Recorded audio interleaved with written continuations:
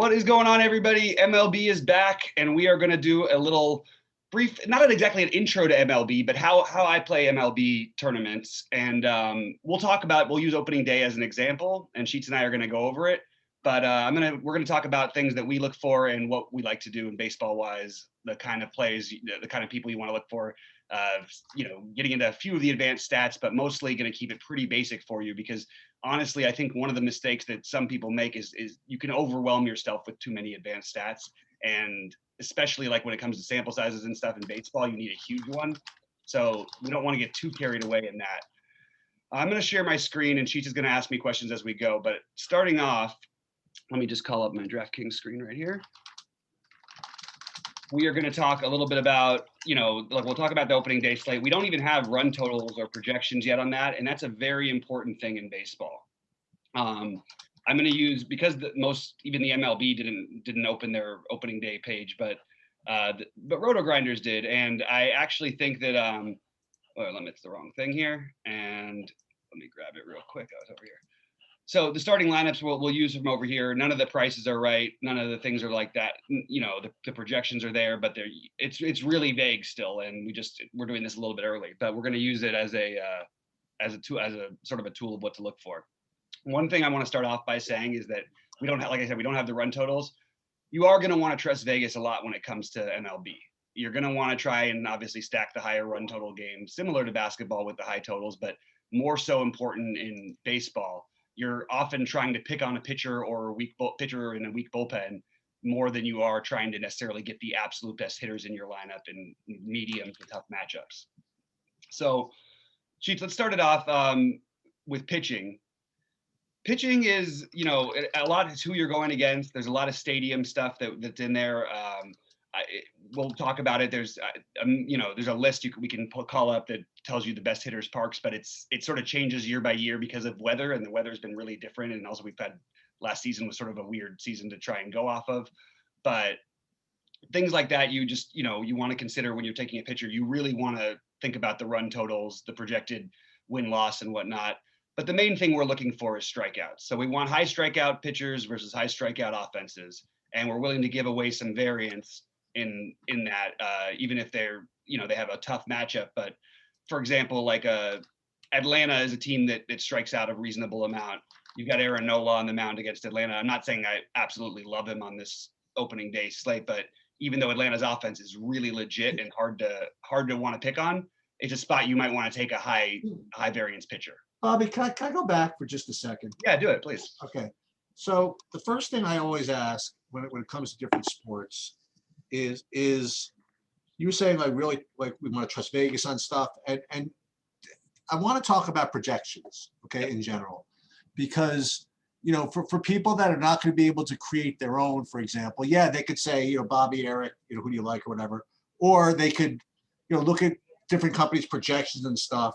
Like how, I don't want to say like how projection bases, but how much do you look at projections? How much do you rely on them? What kind of variance is there? Because the way I always thought about baseball going in was that because of the way the hitters' results distribute, it's to have a median projections like almost wild because, there's just so much variance off of that it's not quite as crucial to be able to separate one hitter from another when it comes to like a point here or there. And the way I always learned or thought was that, but pitchers are a little more reliable because you can count on them sort of for innings. And, their rates, their strikeout rates are relatively stable. You know what I mean? And so that the projections for pitchers are probably a little more reliable. So I would be more inclined to rely on projections for the pitchers and then just go kind of wild and correlative and kind of kooky when it comes to the stacking of the hitters. But then what we found as we got into the later part of the season was you were even commenting to me that, but I don't even know where they're coming up with these pitching projections because they just seem like freaking dead wrong, Mm-hmm. So is it even the case where even pitching projections are just bad, or just the nature of pitching projections is still correct, that they're probably more reliable if they do them right, but just overall the industry is getting it wrong somehow? Yeah, well, so in general, last year I don't want to say it's a complete wash because it's not, But because of the strange 60-game season and the way the games were played and the way that they were trying to save pitchers and people were not having very many off days, so it was a different situation. So the pitching projections were just really, really wild. But in general, pitching is the most important type of projection when it comes to daily fantasy, because it actually does. I mean, not, you know, for baseball, obviously, it's like basketball in the sense that we have an idea of what we can sort of expect from our pitchers for the most part going in. At the same time, you might want to take chances on some young stars that might only pitch 5 or 6 innings but have a high K rate and maybe haven't been seen before. But for the most part, you want to use the projections. I think a lot more for pitching. I've always been of the belief that you can always get different with any kind of hitting. There's, you know, Mike Trout can go 0 for 4 on a given day, and he's cost a lot, and if he's going to be 1,000,000% owned, there's always other places to go. Let me ask you another question then. So and I ask this about every sport.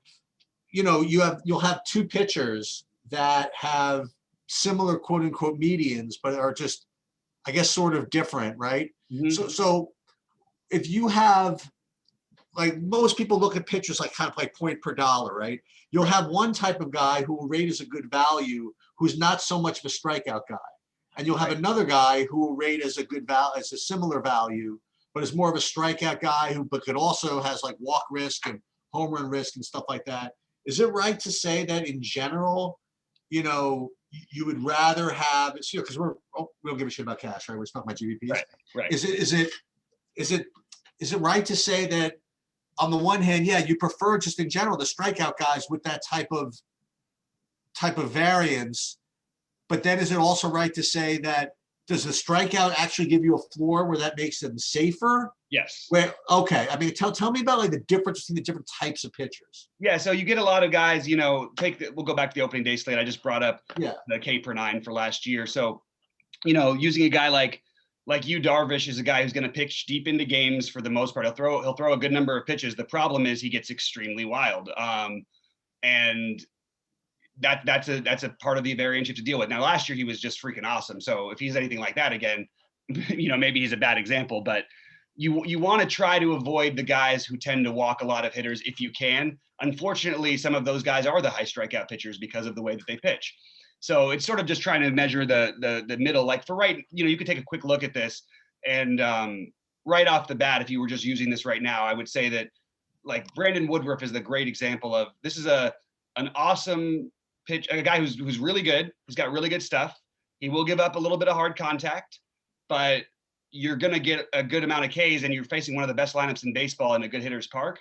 But his price versus his upside in terms of strikeouts per 9, which I'll jump right back over to. Woodruff, oops. Yeah, he's 10th in the league in strikeouts per 9 innings. So forget the ERA, forget the other stuff. There's so much upside in the Minnesota team, which I'm not going to pull up every single thing as we go along because it gets a little bit tricky. But that's a high strikeout team with a huge boomer bust offense. Actually, not even bust, just a huge power offense. But you're willing to take that variance because even if Woodruff gives up a couple home runs, gives up 3 runs in 6 innings or 5 innings even, he could strike out 7 to 9 guys in this game. And at that price, it makes him a very valuable guy to have. And then you have a much lower risk situation with a guy like Glasnow, who's facing a Miami team that tends to make decent enough contact, although overall still strikes out a lot, but probably a little bit less than people think. You have Glasnow, who's a high strikeout and fairly lower risk pitcher because of how soft the matchup is. So weighing these two guys against each other, I would have to try and figure out what the ownership is to try and really know the difference. Great. So here's an interesting question, which again, I didn't mean to put you on a spot like this, but these are questions I always think about. Sure. So let's say you have two pitchers and they're both similar types of pitchers, like two strikeout type pitchers or whatever. And one of them, let's say they're the same price, right? And one of them projects for, say, let's say you look at projection miles, and one of them projects for, say, 2 points more than the other guy. Right. Like, I guess my question is that a big deal? In other words, like what in ownership does and this is a tough question, right? Does like a 2-point projection edge translate to an ownership? Like the way I would look at life in DFS is if we have two guys and one guy's 1 point ahead of the other guy and one guy's 20% on the other guy's 10%, and I'll take the 10% owned guy, fair enough. But if one guy is, let's say, 5 points better than the other guy, what kind of ownership gap does that translate to? And again, this is not a question you know the answer to. It's like kind of like something that you have to always think about though. But like how reliable is a guy with like a Garrett Cole? You know what I mean? Like how fadeable are guys like that as opposed to guys like, I don't know, Hendricks, like guys that don't have a lot of strikeouts or whatever. Yeah, guys like Garrett Cole are the guys you feel safe with are the Garrett Coles, the Max Scherzers, because even on their bad days, they're going to put up a good number. They're only going to have a few bad starts every year. The strikeouts get them. I mean, look, Max Scherzer, I've had one winning lineups where he's given up 6 runs in the game because he'll strike out 11 or 12 guys or 13 or 14 guys. Those are the guys I tend to try to side with, is the guys who I feel like are the safest. But if the ownership gets a little bit out of whack, that's when you start to go, okay, well, how many times is Garrett Cole actually going to beat Jack Flaherty on this slate? Even if it's like 75%, you know what I mean? That's 3 out of 4 times. If Garrett Cole is going to be 50% owned and Jack Flaherty is going to be 5% owned, that's obviously a good play to play Flaherty at that spot. Do you take your pitchers based on? Here's a little getting more maybe more advanced than I was intending, but that's fine. But do you take your pitchers based in some form also on the ownership of the hitters they're against? In other words, like sometimes what we'll do is play hitters, like stack hitters, all else being equal, because they're going against a high-owned pitcher, right? Like you get leverage that way. Does it work the other way too? Like if you have a guy who would, who are facing against these hitters that might be low priced for some reason, you know what I mean, or mispriced, or let's say you're in Coors or something like that. Mm-hmm. Are you looking at leverage that way? Are you looking to find pitchers with leverage over the hitters they're facing, or against pitchers in the slate that they're competing with, or mostly against pitchers on the slate? But on a small slate, I love trying to get the leverage the other way, doing exactly what you're saying, and using pitchers against more popular teams that have pitchers with high strikeouts.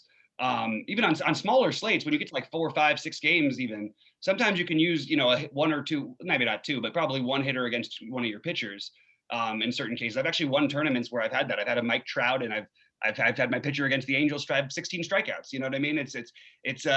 It really does depend on. It's really slate by slate dependent. But I think in general, your best job is to try and measure them against the other pitchers. Try to get the most raw points out of your pitching and figure out the hitting later would be my general strategy. That would be not all the time, but it's most of the time. That's what I'm looking to try to do.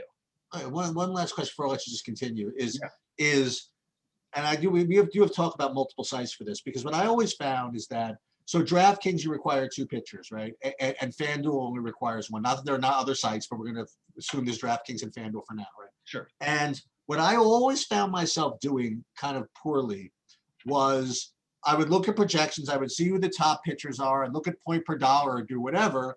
And what I would end up always doing, not always, but more than most people, and probably more than I should, is I'd be playing these mid-range, cheaper guys on FanDuel, as opposed to just making them my second pitcher on DraftKings. Because I would look at it and say, okay, so my top pitcher on DraftKings is this. My second one who I could fit in is this, because he's a good point per dollar. And then let me look at FanDuel. Well, this guy still has the best point per dollar thing or whatever. Why don't I play him on FanDuel?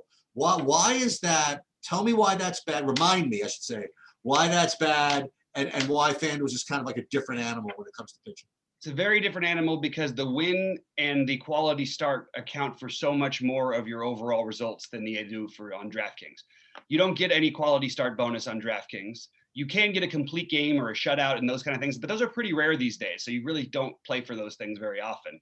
What you're playing for is you want the 6 innings, the quality start, 6 innings, 3 or less runs. So you can take a sort of more of a middling level approach to who you want to pitch. I still want to get the better pitchers in, and they're usually going to be the guys more likely to have the quality start. But maybe I wouldn't want that variance where they're playing a great lineup that could score 5 runs in 6 innings and they could strike out 14. They'll still put up a decent score, but you're losing, 10 possible points or whatever for the quality start and the win.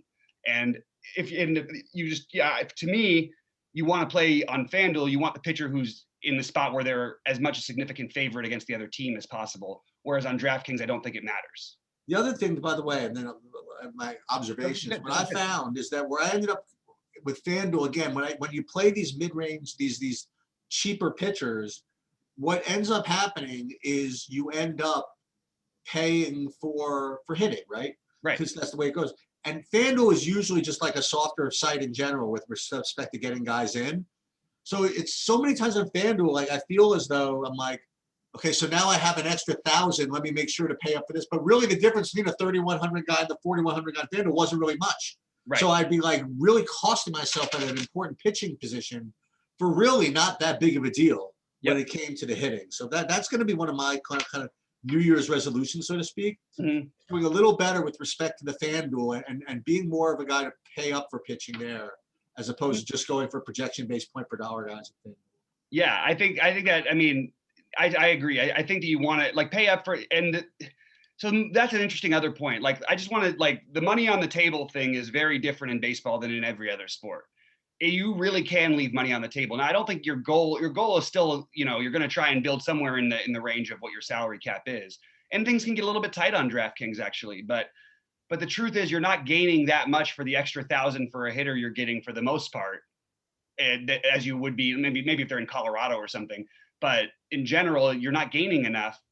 Whereas, you know, like there's no reason why, and also leaving money on the table automatically will differentiate you. So in large field tournaments, I'm a huge fan of leaving money on the table in general in baseball. And also, it's more important to have stack integrity, which is what we call it. Keep your stack together more than you, especially on FanDuel where you can only play 4 from one team. You generally want to be playing 4. Maybe occasionally you'll do like a 3-3-2 stack, but because the runs and RBIs mean so much more on FanDuel than they do on DraftKings, just in terms of points, you want to try to get that as much of the stack as you can. Does that make sense? Now here's where we're going to get into I don't want to say a fight. It's not going to be a fight. It's not going to be a fight because Bobby will win all the MLB DFS fights. Bobby's automatically the victor. But there's one thing I wanted to talk about is that this is what I enjoy about DFS is how correlation works in different sports. Right. And the thing about hitting is that hitting and the way it scores correlates just almost magically in baseball. Okay, because one guy's on base, another guy hits. That guy comes in, that guy gets a run, you get a hit. And that's why everybody spends a lot of time on stacking. And that's why it's really, really important. And then what happens is that people in an attempt to get a little too cute, they say, well, you know what? This time I don't really feel like stacking. This time I want to go and this. And who's one, like a really, really brilliant guy in DFS community, one of your friends. Now I forget his name. Not JP OSU. That was the. Oh, no, you're talking about, what's his name? Yeah. But no, you're talking about JSU Rob? JSU Rob. No, not JSU. No. No. The guy I used to work with. Why can't I think of his name off the top of my head? Not JP OSU, JDSU. There's so many J's. Whatever his name is. Yeah. We'll come up with it. Yeah, I'll think of it in a minute. It feels kind of. And we'll think of it literally by probably the end of the sentence. Yeah. To win, something to win, JM to win. That was. That's what I meant. Yes. So he would come on and say, listen, I know people like to stack, but I really can find it. I could probably get good lineups without stacking. And he was, and I feel as though, dude, you're just trying to be different, whatever it is. But he's not really like that. Okay. But unless you're playing like a very small slate, okay, I really feel as though you really shouldn't get too cute. And that you should really just remember how important correlation is in baseball, and how important stacking is in baseball. And, you know, that's where I was, because I know sometimes even you'd be like, listen, I don't really feel like going 5-man here. I don't really feel like going, you know, more than even 3-man here. Mm-hmm. I just don't think it's smart to get too cute with respect to effing with the correlation, because it's so tough to overcome that kind of math. I agree in general completely, and the only reason why I mostly 4-man stack on DraftKings too. I mostly don't, because the correlation, even though it does all help, it means less. That you get significantly less amount for runs and RBIs than you do on FanDuel. So on FanDuel, I feel like you must do it. On DraftKings, a little bit different. Most people like JM to win or Cheese is good. They have they're both talked about how you don't have to stack all the time, and there's a reason that. They are coming from somewhat of a cash brain background. Okay. They're playing the best plays. Okay. And it's hard once you start doing that to totally shift. Cheese is amazing at it. Sometimes he stacks, sometimes he doesn't fully, sometimes he goes smaller. But what I tend to do is part of the reason I like the 4-man is that often I will like the same stacks as some of the other players out there. And if I'm playing a 4-man stack and maybe leaving out one of the the better hitters and using another great hitter in a great spot instead of that guy, it's going to differentiate you just enough. And you're still getting enough correlation with a 4-man stack. I like to try and do multi-combo stacks. I also think one other thing about stacking, everybody tends to stack in direct order, and that's fine. That makes sense, more sense on FanDuel, but it makes sense somewhat. So one thing I like to try to do is try to do 1-gap stacks. I like the 1, 3, 5, 6 or something, you know what I mean? Or maybe 1, 2, does it matter to you what type of, this is a loaded question, I know the answer. I would hope I don't. Does it matter to you if you're going to go out of order like that, which type of guys you are going to be leaving out of your stack versus which guys would you be more inclined to leave in? Yes. So what I would want to do is, if I was going to have like a 4-man stack over on DraftKings, let's say, if I was going to play a 5-man, I'm open to taking the guy who has the high walk rate. I would rather my guys don't walk very much if I'm going to play only a 4-man, because then you're only getting 2 points on DraftKings. Now, again, on FanDuel, you get the same as a single for it. You know, on DraftKings, you get 66% of it. So, and then the run scored and all that stuff, it makes a difference. You also would try to, you know, let's say you had a guy who was a speedster who could steal some bases, who was at the top of the lineup. That would be a guy you very much would want to include because he has multiple routes to get there. But you want to, and the guys you'd leave off would be like, my example would be, you know, take somebody who walks a ton. Max Muncy, for example, you're stacking the Dodgers one day and he's batting third and profiles as the best hitter, but he walks so much that you can just sort of say, okay, well, I'll just play everyone around him, even though they're going to be owned. People are going to, you know, X, Y, Z, 60% of the people who stack the Dodgers are going to have Muncy in there because he's batting third today and all this stuff, and great matchup for him. But he's still going to walk, you know, what is he going to walk? He's going to walk 160 times. So he's going to walk, if he's going to walk 20+% of the time, I'm okay with fading that situation and playing the guys around him. Does that make sense? Yeah, so I think it's important for everybody to understand where you're coming from with respect to how you're building. In talking about what types of, not what types of tournaments, but like the amount of entries you usually enter. Like when you play baseball on like DraftKings, how many lineups do you usually create? I usually go 1 to 3 major lineups, and then I do my pivots off of those. I often will script and write in. You can script easier in baseball because there's not so many late scratches that shift everything. And even if one player's out of the lineup, sure, the lineup's a little bit worse, but it's not like basketball where it means everybody else is going to go nuts. So when you mean script, you mean like mass multi-enter? Yeah. Build out a full. How much do I want of this guy? How much do I want of that guy? And when you do that, do you set we'll get back to the other stuff. Do you set rules with respect to how many man stacks you're going to play and things like that? And so you don't necessarily do, 5 mans like you said. I mean, you do at least minimum 4. I usually will. Like the thing is, I will play more 5-mans, and I'll play them a lot, which is really weird because it kind of goes against a little bit of what I'm saying. I tend to do it more in the larger field tournaments, but I'll do more 5-mans when they're going to be a less popular stack. If it's a stack that's going to be 20% owned and you're going to do a 5-man stack, you're going to have to try and find a major way to get different, and you're giving up a lot, in my opinion, by doing that. So if you do a 4-man stack, like let's say the Yankees are popular, and I just leave off one of those other guys and I combo stack it with the Dodgers or something, or I combo stack it with maybe a less popular Atlanta or Philadelphia team, then I think you're more in business over there. It's weird because when you stack teams, you want guys who walk a lot in the lineup, but you don't necessarily want to play the guys who are going to walk all the time. Does that make sense? Well, this is interesting. So remember, so the ideal baseball lineup, right? You have your 2 pitchers, and then you have some kind of stack, whether it be 4 or 5 for one team, and then the other 2 spots, right? So there's seven hitting spots, right? So you could go. Let's say you were doing 8 hitting spots. 8 hitting spots in FanDuel and DraftKings. On DraftKings and FanDuel, there's 9. Okay, so let's say there's 8 in FanDuel. Sorry, 8 in FanDuel and DraftKings is 8. They're both 8. But you get a utility spot because they combine catcher and first base on FanDuel. So which one can't you do 4-4? You can do 4-4, but you have to have the pitcher from a different game. Oh, on FanDuel. On FanDuel. On FanDuel. On DraftKings, you can go up to 5. But can you do 4-4 on DraftKings? You allowed?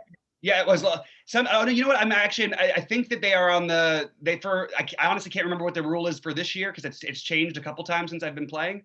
There was times where you had to have 3 different teams you roster players from, and there were times where you didn't. But I think you probably do need to now. The point that I make is so you have whatever your stacks are, you can either make them like really pure, right, and have like a 5 with a 3 or a 4 with a 4, or you could play 5 with one-offs. So tell me about the difference between a guy, and this is easy to explain but kind of tough to execute sometimes, is how do you distinguish between the guys that are good enough to put in stacks but not necessarily good enough to put as one-offs, and vice versa? Like, who's good to put one-offs but not good enough maybe to put in stacks? The perfect example of a guy like this would be like a DJ LeMahieu in the past. Less so now.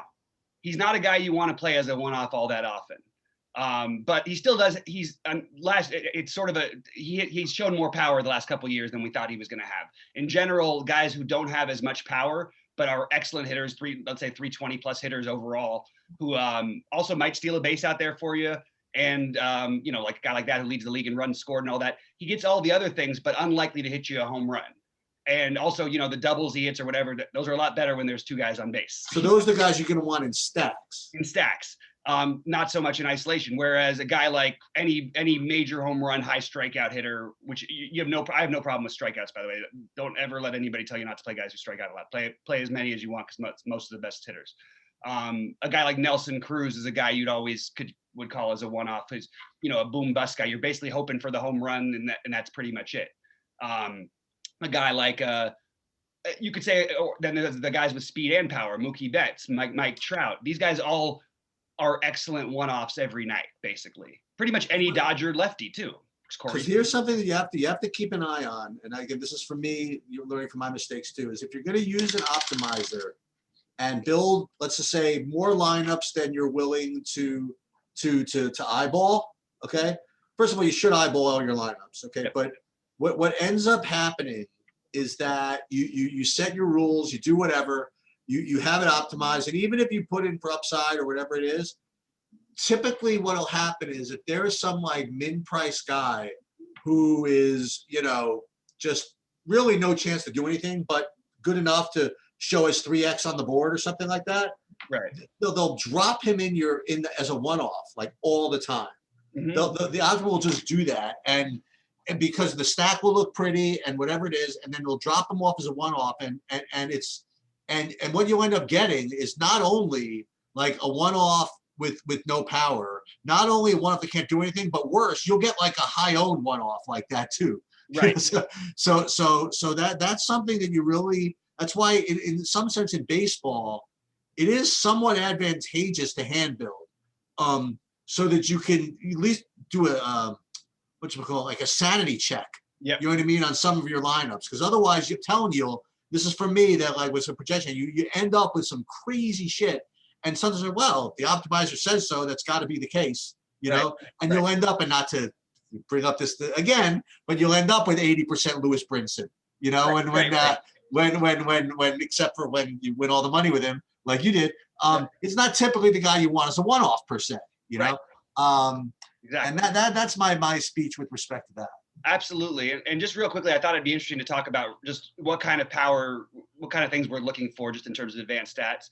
It doesn't need to get that advanced. And this is why I want to tell everybody this. ISO is the most important thing. Isolated power index is going to tell you what your expected thing is. So it's only factoring in doubles, triples, and home runs. You don't really care too much for singles, especially for one-off players. Now, sometimes a guy who hits a bunch of singles, like a Nick Markakis, for example, maybe you'll have him in a 5-man Atlanta stack, but you probably don't want him in a 4-man Atlanta stack. Does that, you know what I mean? Because you need him to have multiple at bats for him to get there. He's going to go 600 at bats without a home run sometimes, which he's done twice in his career. So you can kind of cross him off for that. Just to give everybody what isolated power is. So if let's just say a guy goes 1 for 5 in a game and he hits a double, his isolated power would be 200. If he hits a triple and it goes 1 for 5, it would be 300. If he hits a home run, it would be 400, and so on, and 2 for 5, and et cetera, et cetera, et cetera. The isolated power is the most important stat. It's telling you what these guys do from a power perspective, and it's really all that we really care about when it comes to hitters outside of stealing bases. The thing that we have to worry about is a lot of times these guys are also, I mean, they're awesome and they walk a ton. why you fade guys like a Juan Soto sometimes, because I think Juan Soto is the best hitter in baseball, or at least he will be very shortly. Hitter. I didn't say player, but hitter. But you see the on base percentage, massive. And how many? I don't have his walks up here right now. Where is the? For some reason, it's not on there. But he's a guy who walks a ton. Whereas a guy like Luke Voit doesn't walk very much, which even though he has a lower isolated power index, you might say that if you just took these numbers and played them out again, you'd rather have a guy like Luke Voit sometimes than Juan Soto because he's giving you more of a chance by swinging at everything. Does that make sense? Yeah. Let me ask you another kind of, again, these are just stuff that I just forgot to keep asking over the years is in basketball, and this comes up in basketball a lot, but I think in baseball, it's even almost just as important with respect to one particular position. When we talk about basketball on FanDuel particularly, we talk about the importance of somebody winning a position, right? Yep. So like if even if there's some guys who are not like projected all that great point per dollar, a power forward, for example, like if you win that position, it's like a big deal. And I want to talk about catcher in that respect. That's a huge thing. Yeah. Because there's a lot of different theories about how to play catcher. There's some people that will swear by just, I don't give a shit what happens with catcher. I'm punting my catcher. I'm paying the cheapest amount I can catcher. That'll get me the hitters I want at these other positions. And yet on the other hand, if you have a catcher, you have a couple of elite catchers like Real Muto and Sanchez, and I forget the other guys, whatever. But I mean, those guys are playing, like if they score 20 fantasy points on pretty much all sites require, actually more DraftKings, right, requires you to have an actual catcher. And that's tough to overcome, right? Yeah. So it's funny you brought that up because, for example, last night I did it with my friends and my family. We did a season-long baseball, which I don't usually do. But I picked with the first pick over the 13th pick overall. In the first round, we had 14 teams. And for my first pick, I picked JT Realmuto. Not because he's certainly not a top 50 or 40 producer, but he's significantly better than every other catcher. No. So you will sometimes have to overspend for that position because you can get a leg up. Now on a given day, anybody can do anything. And usually you're going to want to spend down at catcher because there's plenty of cheap guys and all that stuff. But if you can win that position, that's a really important thing to do. So it's something you could argue for. In general, I usually do pay down at catcher because, again, I'm willing to take the variance and then there's better hitters elsewhere. But if you can get a catcher, if you have a catcher who hits 2 home runs or whatever, or a home run and a double even, you're not going to have other catchers doing that most days. So it's actually really interesting. One other thing that people make a huge mistake on when it comes to how they look at things is they don't. So like they'll just say, okay, this lefty versus lefty, we don't want this guy. We want the guy with the platoon split. In general, that's a fine logical strategy to have. But when you look at what the player's ISO is against the same handedness, it's all that we really care about anyway, right? Now, Bellinger was much worse last year than he was the previous year, and then we get just a down year. Let's go to 2019 real quick. I'll use him as an example. So no one will play the Dodger lefties versus lefties. For one thing, whoever's starting against the Dodgers, lefty or righty, is probably not going to be around forever because they're a pretty dominant team. And you look at right here, this is the last full season. So Cody Bellinger, if it was a righty on the mound in a good hitting condition, let's say he's 25% owned. He's probably 5% owned against a lefty. Right. And I mean, something close to that. So you have a huge edge. Look at the ISO. It's almost exactly the same. So yeah, you're giving up a tiny bit, whatever, about 100th of a percentage or whatever. But the numbers are almost identical for lefty versus lefty and lefty versus righty for the thing we care about the most, which is the ISO.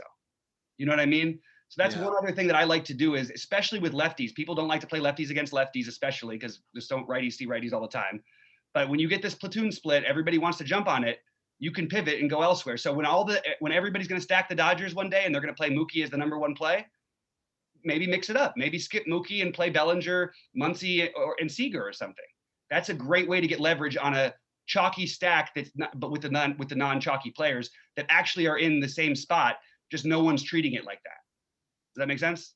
Here's an interesting GPP question. And this comes up a lot. You have a kind of a weak pitcher who's really cheap. And the reason why he's really cheap is because he's against a terrible offense, right? So which is the play? Do you play the terrible pitcher against the terrible offense, or do you stack the terrible offense against the terrible pitcher? The truth is that in general, I hate to say this about bait, but both are viable. Like, I mean, they're both extremely viable. The cheap pitcher thing is, I want a cheap pitcher with upside if I'm going to take a cheap pitcher. I don't necessarily find myself needing to dive, but I will go down and do it if I feel like the situation is not good enough, or if I feel like the guys at the top aren't high strikeout guys and I can, get a similar result and just take my 30 points between both my pitchers and win it with my Yankees and Dodgers bats if I want to do that. But for the most part, you want to play cheap pitchers that still have the upside. And look at, just using this as an example, Brad Keller is not a particularly high strikeout guy. Texas is kind of a shaky offense, but you see that, we've got some really solid games from him in here. And the one thing when you do play the cheaper pitchers that's also different, you want that, then the win comes into play a little bit more, because those 4 points actually matter to a 5,900 guy where they don't really matter to a 10,000 guy.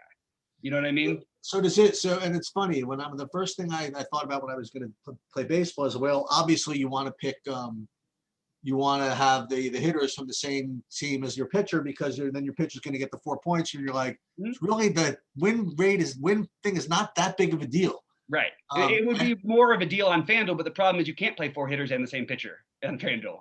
Right. You can play 3 only. So, but in general, taking some power bats from a team that you playing your pitcher when you like the lineup, even whether or not you stack the lineup, but if you like the stack, whether you play it or not, using that pitcher is certainly viable. Play pitchers with a multi-run, the larger the lead, they also get to pitch with a lot more freedom.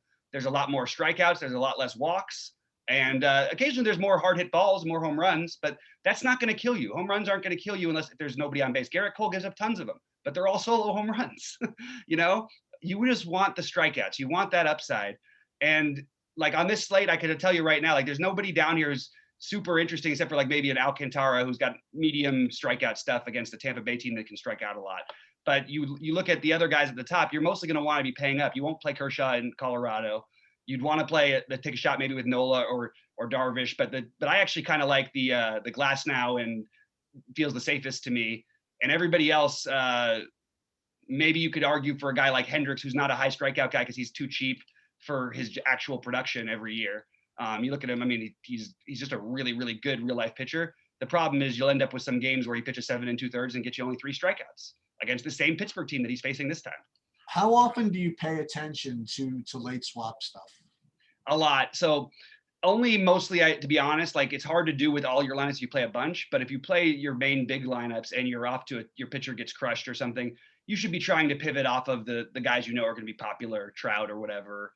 I use the Lewis Brinson thing because I actually started Tyler Glasnow when he was really good a couple years ago.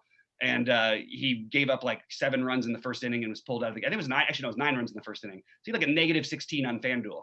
But I played, so I switched my Mike Trout to Lewis Brinson, and Lewis Brinson, of course, it's 3 home runs that day, and I ended up finishing like 4th or whatever in the tournament. That's just bizarre, you know what I mean? But you never would play somebody over Mike Trout there. But to try and give yourself any sort of a chance, take an unowned guy versus Mike Trout, who can just always have, he can always just have 1 single or do nothing that day. That's an extreme version of trying to get creative after you're basically dead with what you've got. The other thing that we should probably do a better job of is, I know the sites don't do the greatest job, is really identifying which guys have significant pinch hit risk before we go ahead and play them. Because, I mean, that's like Tampa Bay, for example. Okay, yeah. I mean, you talked about that a lot with me last year. I'm like, I'm going to play these Tampa Bay people. Well, just be careful. I mean, like you might not get more than 3 at-bats out of some of these guys. Yeah. And even what's weird about them is they do it even with guys who are switch hitters. So it's a little tricky even, you know what I mean? Because they just see the smallest percentage advantage. They're going to make that move. They're going to play 17 guys in their game, like a lot of the time. That's their advantage because they don't have the money. They don't have the superstars that other people do. They're trying to get any leg up that they can. And it sucks for DFS. It's great for real baseball in terms of coaching, but it sucks for DFS. The good thing is most of the guys you're going to spend up for are always going to be guys you don't want. But let's just take Tampa Bay, for example, because Arozarena is not going to get pinch hit for. Joey Wendell will. Brandon Lau will occasionally, but it's rare. Choi will, platoon player. Zanino will. Willie Adames, mostly Zanino will stay in as catcher if he starts the game, but there's always a chance later, you know, in the 6th or 7th inning that if they're down, that he's out. Willie Adames, they're pretty much sticking to him as their shortstop. Austin Meadows will play, but Brousseau will platoon. Margot will platoon. Yandy Diaz will platoon. So almost their whole lineup outside of 3 guys is going to be a platoon hitter. So you can still play that stack occasionally, but man, you better get those runs early, otherwise you're in trouble. Yeah. But in general, you want to try to avoid the stacks that do pitch it. And Tampa Bay always projects as really well because their hitters are always really cheap. And part of the reason why they're not so much these guys at this time. Part of the reason these guys are so cheap though is because they only get those 2 or 3 at bats in so many games, you know. And you just have to watch out for it. Now it should be baked into the prep, but it'll be, oh my God, we have Yandy Diaz versus a lefty. Right. I'm like, well, yeah, but that lefty's only going to pitch 4 innings because they've got another guy who's going to pitch long relief who's a righty in the bullpen. That means he's only going to get 2 at bats. You know what I mean? That's just important stuff, and we'll touch on it every day I'll touch on it every day when I do this stuff because it's pretty. It becomes pretty trackable, and about a few weeks into the season, maybe a month into the season, you really get a better feel for how exactly teams are going to manage their rosters. And the same goes for pitching. Yu Darvish is a guy who's always thrown a ton of pitches in his starts. You know, 100, usually 100 plus, if not in the high 90s, which that's great. Now he's pitching for a San Diego team that famously has a coach that doesn't like to give his pitcher a leash. It's a little bit of a nerve-wracking thing. We kind of want to let that one see. I kind of want to see how that plays out before I commit everything to Yu Darvish. You know what I mean? The other thing I'm gonna bring up is I mean, again, I didn't like to play guys on minutes limits in basketball. I don't like to play guys on pitch counts in baseball, right? And I want to talk about the weather for a minute, okay? Mm-hmm. Well, actually, for a couple of minutes. Yeah. First, just general rainout risk. All right. I am, again. This is the way my math brain works. I really am of the belief that people speculate too much on games that are orange, so to speak. I really feel as though the people are like, whoa, you know, it might rain, but boy, if it doesn't, these guys are going to be low owned. I'm not into that, man. The chances of something with it getting a 0 is really, really a tough thing to fade, you know? So I would honestly recommend fading most weather risk.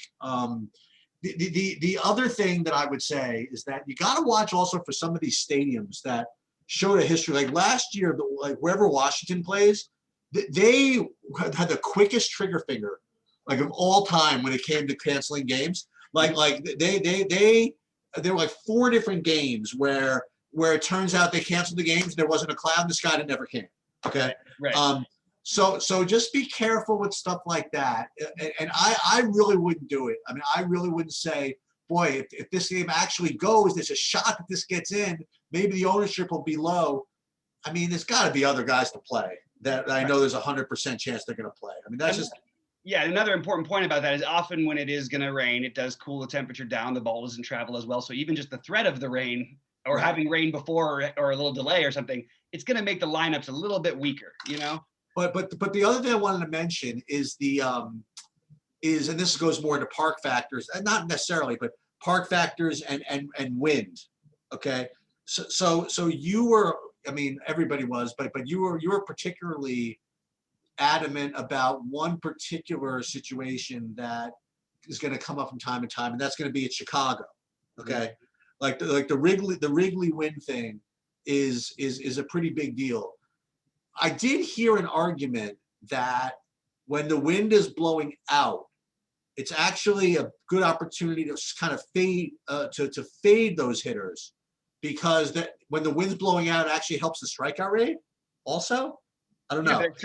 It helps the. So here's the counter to that.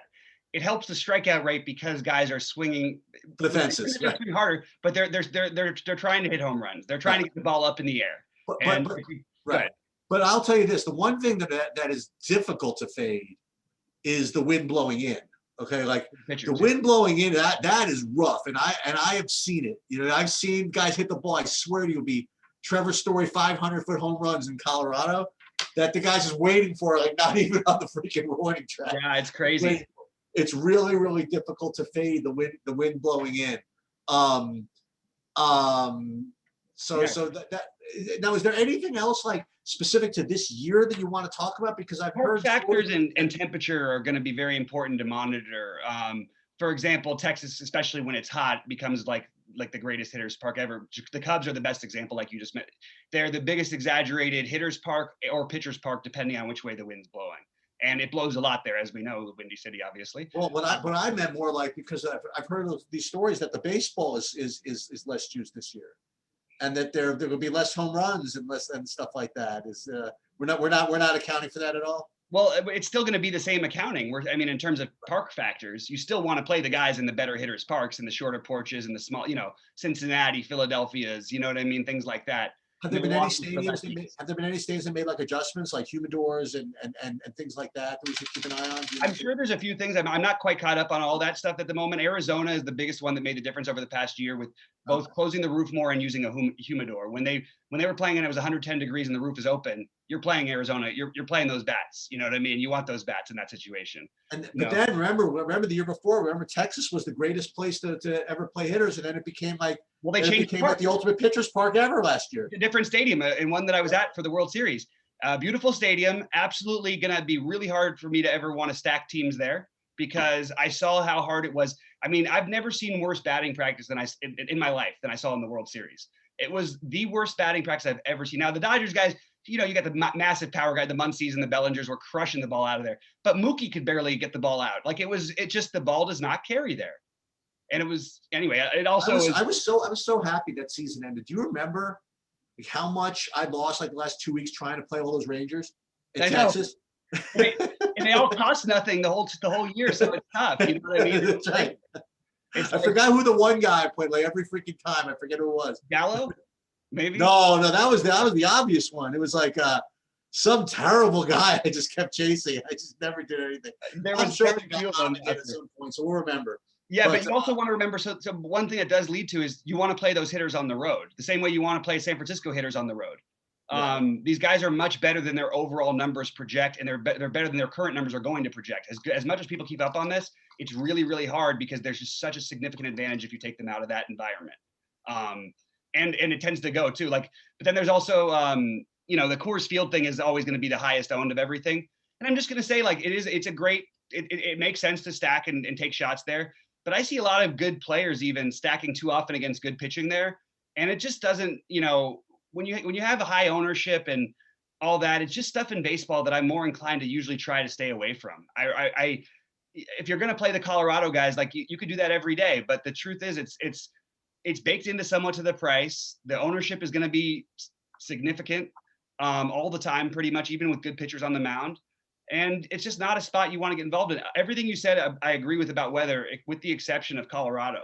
I think that if Colorado has significant risks, you sometimes want to play that risk, because that is the only time you can get real leverage on the field by playing a low-owned Colorado stack. So here were the names. So I remember I must have had Roughneck Odor like 80 days in a row. Yep. I tried Nick Solak, I think, every day. Nick Solak was we definitely played him a lot. It was a lot of people. Nate Lowe's on Texas now? I didn't even know that. Oh, I actually didn't realize he was over there either. Lowe's on Texas. Oh, and your man's on Texas. Chris Davis is still in the league.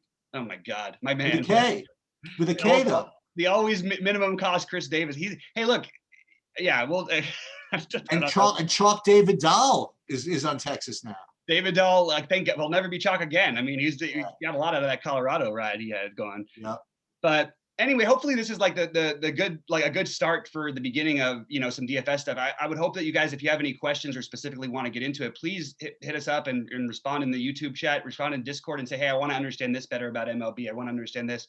I'm happy to answer any question. It's always difficult to do these general shows, but I think this has been some pretty valuable information of things that we want to look for right off the bat. You know what I mean? You want to give one guy who's gonna, just one pitcher or something? Yeah, I like Glasnow. That would be my instant. I don't mean for the slate. I mean for the season. Oh, for the season. I did it last year with Corey Seager. I kind of want to do it again with Corey Seager. I really like him. I think that if I had to pick, like, in my opinion, and it's not off the board or anything, but I do think that Juan Soto is the best hitter in baseball right now. I think a guy who might win the MVP this year is going to be, it's going to be hard for one of the Dodgers to win it. So I'm going to throw out,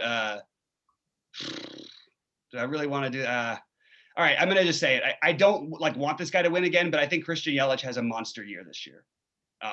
He's the one guy who stood out, I feel like people almost sort of have forgotten about a little bit because he had sort of a down year and he had some injuries going on. But Christian Yelich, and I also think the Dodgers are significantly better than everybody else in baseball, and the only team that has the upside of them is the Yankees. So Sheets, maybe we will get to go to that World Series game after all. Yeah, I'm gonna just throw out just two guys just to kind of look for. One, I'm stubborn. I'm gonna give him out again this year. I think he's gonna be better. He's gonna better spot. Is Garrett Richards a pitcher? Oh yeah, your guy. The other guy that I think is gonna have a good year is the guy the Yankees picked up from Pittsburgh. Now what the hell's his name? Taillon? Taillon, yeah, Jameson Taillon, yeah. I like that. I think he's gonna have a good year.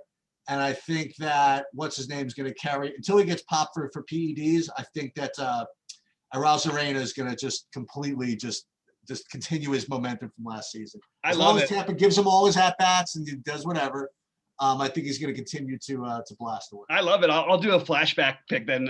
I think JD Martinez and Giancarlo Stanton, if he's obviously the health thing is always the issue for him. I think JD Martinez has a monster bounce back year, and I think that so does. I think Stanton is going to be right in there with Judge for the MVP in the American League. Judge, okay.